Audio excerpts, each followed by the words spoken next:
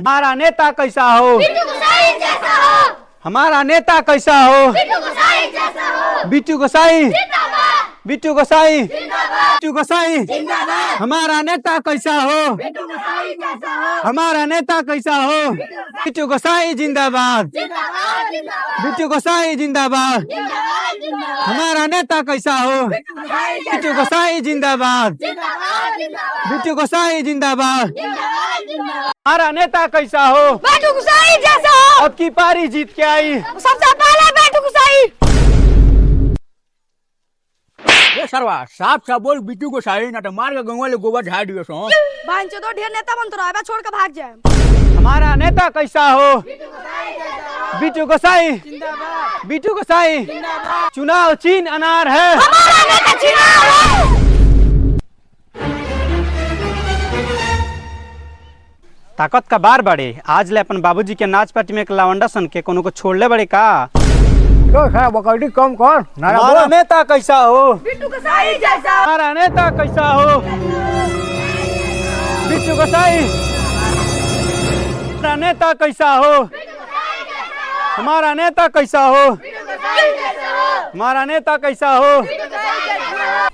चाचा हाँ चुनाव चिन्ह अनार हो। हाँ ठीक बटे। हमार नेता छिनार हो। अरे छिनार साला कहीं हमार बेटी कराई था। बिट्टू गोसाई, बिट्टू गोसाई। हमारा नेता कैसा हो? आज बहन चोदवा के ना छोड़े बाजी काउना के बकरी है कि सब हमर लहसुन खा ले भी आज मुआ में मजा के आज। अरे बाबू छोड़ दो हमार बकरी है। हमार बकरी है।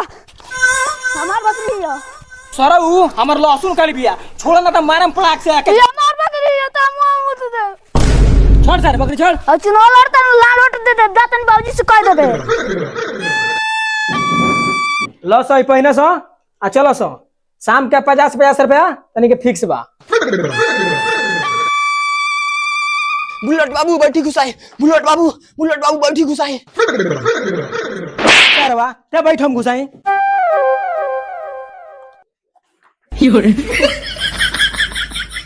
सरवा जल्दी निकाले कर मुंह में से बोतल न तबे मर जाई। बताओ खबरी का खबर बा? बहुत तेज पेशाब लागल बा, पेट पूरा पानी से भर गइल बा। रे सरवा जो न मुत के आओ कि हमरा मुंह में मुतबे। पेट भारी हो गइल बा, चले के मन नहीं करत। कहती तो रउरा मुंह मुंह देती। सब भाई सरवा करावता एकरा मुंह में बोतल ना हुरले रही त मुंह तक ना न कही। बाबू मुत लिए मुंह में, लेकिन बताओ का खबर बा? देखी बुलेट बाबू खबर यह बा कि ऊ बैठू घुसाई। रे सरवा तो गला बिट्टू घुसाई।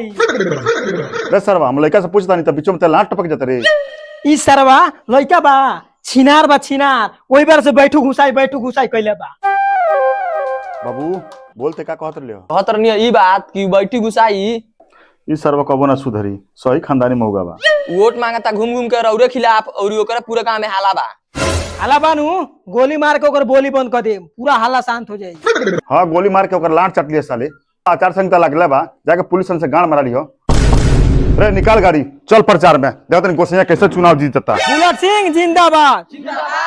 हमारा नेता कैसा हो? बुलेट सिंह जैसा हो, बुलेट सिंह जिंदाबाद। जैसा हो बुलेट सिंह जैसा हो।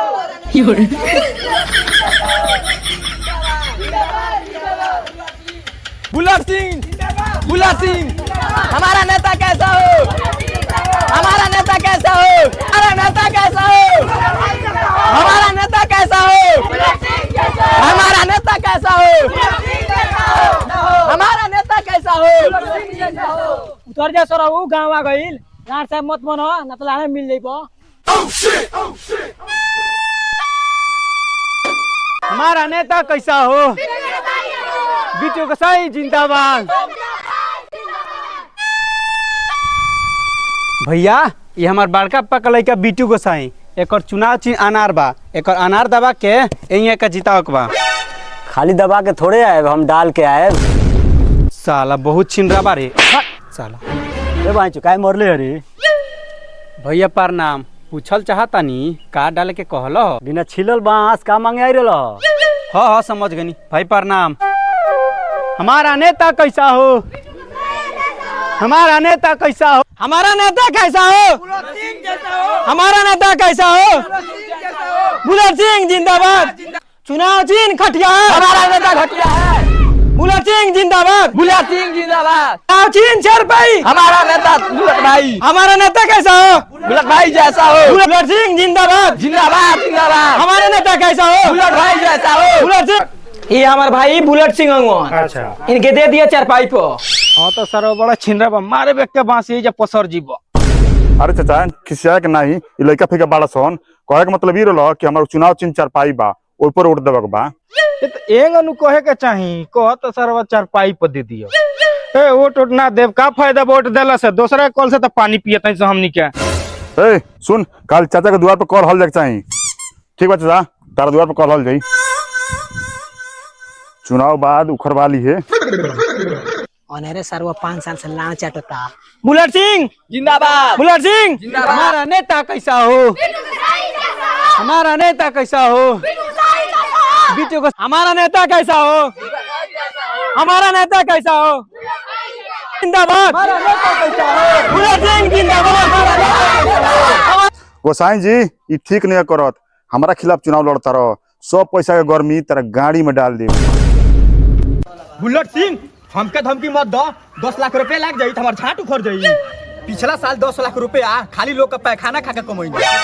आपन जो खा कौन हमारा पीछे का लागल बड़। ए तो ने बार टेढ़ खावला बा 2 बीघा बचला बनी हम 4 बीघा बा। टेंशन मत ले जरूरत पड़ी तो वो बेच के लड़ जाए यहाँ। ये ते अपन गाड़ बेच के लौट जो ओसे हमनी का करे के बा? रे ताकत का बारे जो चिपका पोस्टर।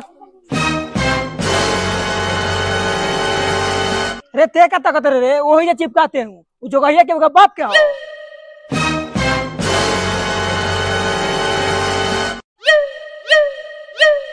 हाँ चिपका चिपका लेकिन ई मत भूल चुनाव जीतो तन कमनिए के तोर गाड़ फाड़ के। हाँ तोर बाबूजी अकेला देखे में जीता होता रहो। ये हमारा बाबूजी के विषय में बढ़ चढ़ के बोल ले तो ठीक ना होई। बुलेट हो ठीक नहीं कहो ठीक नहीं कहो बाबूजी हो का रे सारवा तोरा खतिया में इतना मार खा गनी ते एको टुम नहीं के बोलो। बुलेट सिंह सरऊ कम छरक अगर छोड़ दी तो बस मुंह तर तान दियो। ई बताओ ई ठीक किलो सुनू झाट भर के लवंडा हमरा पिए के मार के। ना ना ई ठीक ना कलसियो ई सरवा मार के ओकर गाड़ के नस दूध देख चाहिए 2 झापड़ मार के छोड़ दलस। तो कहा तो अब तू दी देखो सरवा के माना कराऊ चाहिए तो और ही कहता गाड़ भर गया मारा से सारे के जौन होई तो देख ले रही।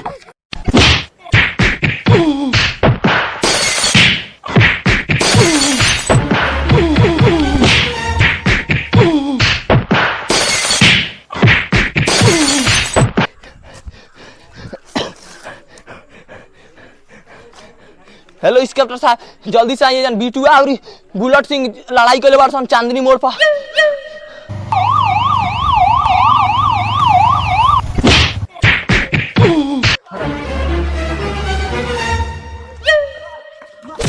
रे सारा छोड़ रे सारा अभी चुनाव नजदीक नहीं मार चल पड़ल सन कारे पोसरी वाला। अभी चुनाव नजदीक नहीं यार साला गाड़ी में तुम लोग गर्मी हो गया है। कार सरवा से बहुत छौकता रे कार जो ना पकड़ ले चलो इसको थाना में चल। भोसड़ी वाला तुम लोग समझते नहीं हो। बांधो इसको बांधो कार है भोसड़ी वाला किस किस पार्टी के हो दोनों समझते नहीं हो। आचार संहिता लागू हुआ है। ले चलो थाने में इसको औजार बांधो जल्दी। बैठो बैठो यहाँ पे।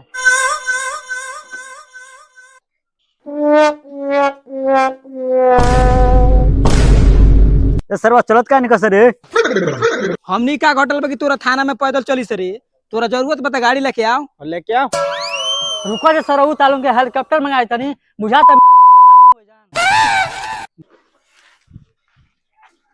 चलो चलो चलो।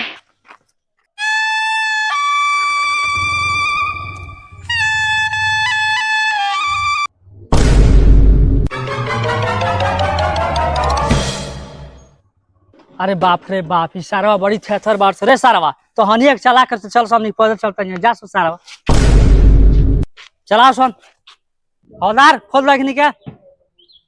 अगर सरऊ भगला या तो मार के पिठास फाड़ दे। के 14 मामो तेरा बहन के 14 महावीर वाला तेरा मैया के 14 वाला।